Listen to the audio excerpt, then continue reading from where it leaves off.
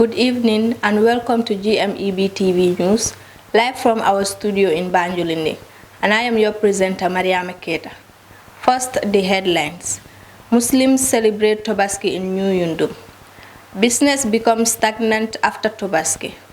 The security situation in the Democratic Republic of Congo is volatile.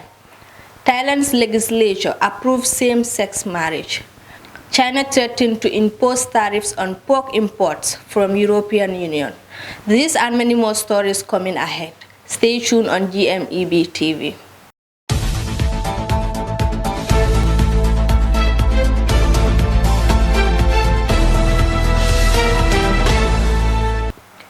Welcome back, and if you are just tuning in, this is GMEB TV News, live from our studio in Banjulinding.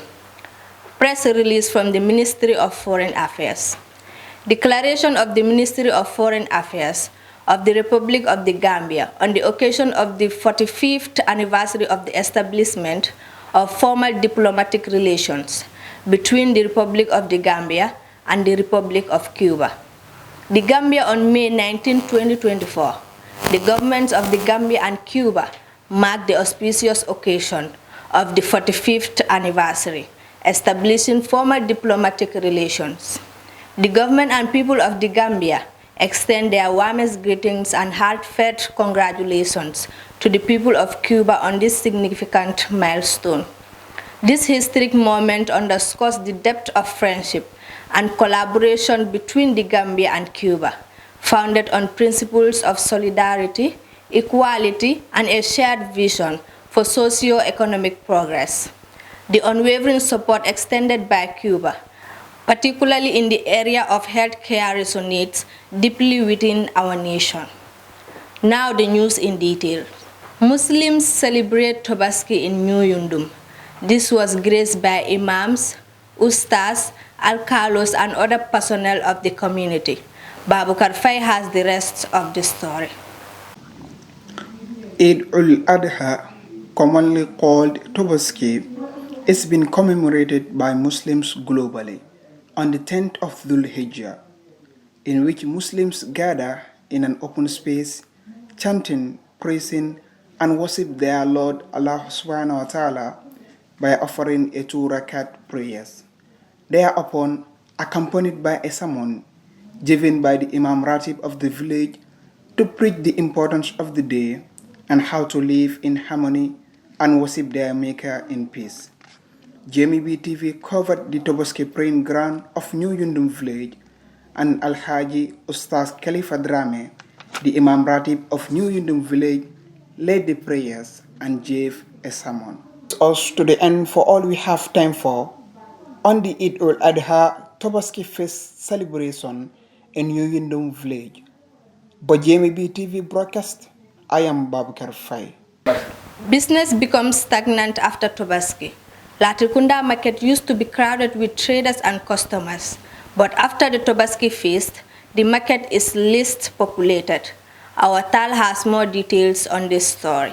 Latrikunda is part of Kanifing district and a subordinate of Serekunda in the Gambia. In the 1993 census, Latrikunda was listed as a separate town with 22,902 inhabitants.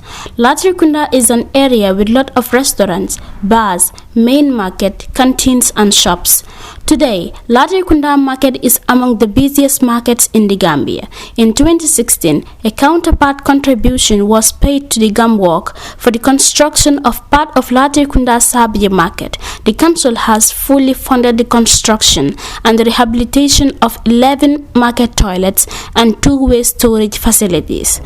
After the inauguration of the market with 70 shops built in partnership with Gamworks, Mayor Bensouda also launches the same vein 100 shops expansion in partnership with Finnish Profile Limited that will ensure enough space for vendors who did not have allocations. The vicinity of Latrikunda market used to be crowded with traders and customers, but after the Tobaski Fest, the market is least populated with people.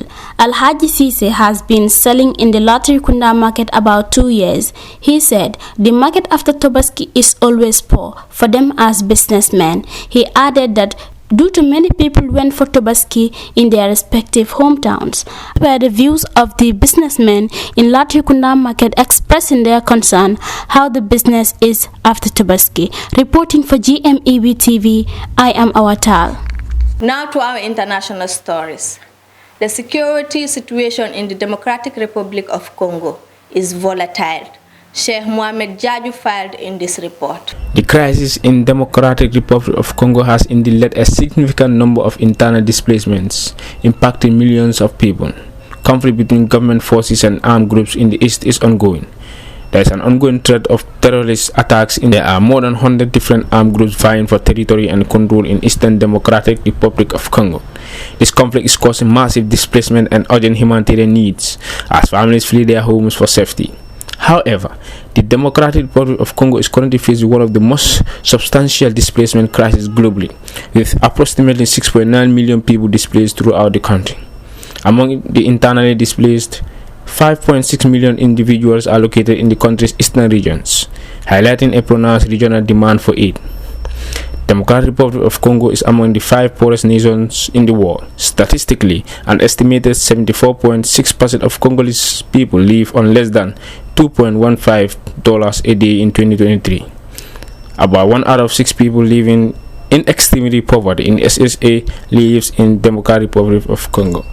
Reporting for GMB TV, I am Sheikh Mohamed Jaju. Thailand's legislature approved same-sex marriage. The bill, which needs the king's endorsement to become law, underscores Thailand's status as a relative haven in Asia. Our TAR reports on this story. Lawmakers in Thailand vote on Tuesday to approve a marriage equality bill, a move that puts the country on a clear path to becoming the first Southeast Asia to legalize same-sex marriage. Thailand Senate passed the bill by 113 votes to 4, with some abstentions on Tuesday afternoon. It was approved by the House of Representatives in March. The legislation would become law after it's reviewed.